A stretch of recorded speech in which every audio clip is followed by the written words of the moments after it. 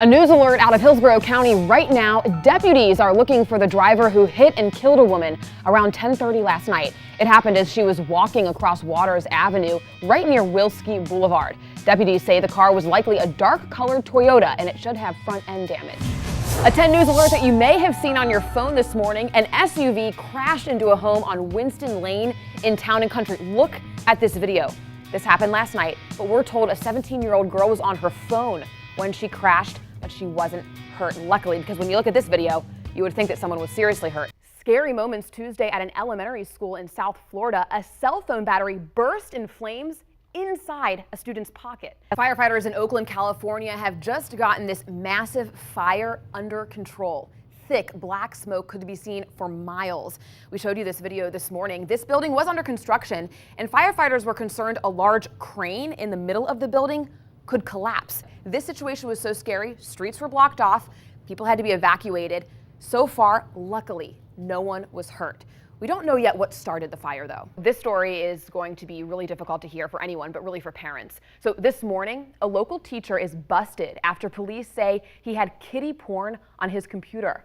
Investigators tell us 6th grade teacher Robert Plotkin threw his laptop in a lake trying to destroy the evidence. Let's get another update on this brush fire. This video is crazy. Lots of smoke, lots of flames. This is in Brooker Creek Preserve, just north of Oldsmar, west of West Chase. They're not putting it out with fire right now. I saw a bulldozer there, lots of equipment. It's contained in this area, so no homes or anything affected and no roads at this point. But stick with our website, WTSP.com, and we'll keep you updated. We first broke this story at 5 o'clock. A driver is dead after a tree fell on top of a car. This happened on Orient Road, just north of Hillsborough Avenue.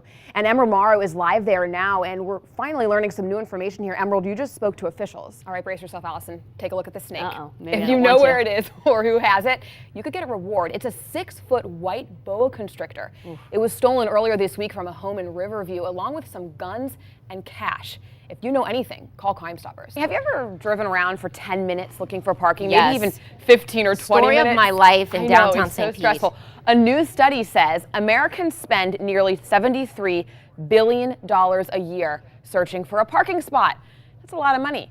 On average, you're spending 17 hours a year looking for that perfect parking space. What we could do with that time. We did the story about Uber etiquette yesterday, and it got us all talking about Uber ratings. So if you're new to ride-sharing services, after each ride, you can rate your driver, but your driver can also rate you. Listen to this. Uber can suspend your service for a period of time if you get to a certain rating.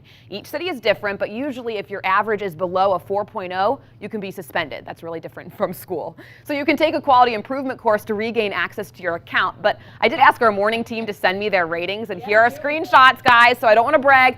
I do have a perfect 5 rating. I don't know how. I don't know how. Rob and his wife have a 4.85. That's respectable. But Grant is struggling a bit with a 4.67. What is that? Jackie and Courtney both use Uber but didn't have ratings, but Grant, we have to ask, like, what happened? How did you hurt your rating? I'm really thinking about it. This is something a lot of you will be keeping an eye on today. President Trump is in Miami making a major announcement about U.S.-Cuba relations. He's set to talk in Little Havana about new restrictions on travel to Cuba, which could roll back some of the policies President Obama set up. I've got to get to our Sky 10 video right now because we have stingrays migrating through Tampa Bay. This is so cool. Look at this. This is right off the Gandy Bridge, so if you're headed that way, say hi to them. There's hundreds. It's so cool. Look at all of them there. Just swimming, just keep swimming, just keep swimming. You can do it. We see this every year, guys, same time of year usually, and as we zoom out, you'll see how many there are. Oh my gosh, it is so cool. I love this. This is my favorite time of year. Migration really time. Cool. A man is dead after a shooting involving Plant City police officers. No officers were hurt in this, but this happened this morning at a BP gas station off Park Road. Police dispatch got a call around 5 o'clock this morning from a man who said he was being followed for 2 hours and needed help. Officers searched for the car and found one speeding down a road. At one point, that car tried to run an officer off the road. Police deflated its tires, but the driver didn't stop and crashed into the gas station.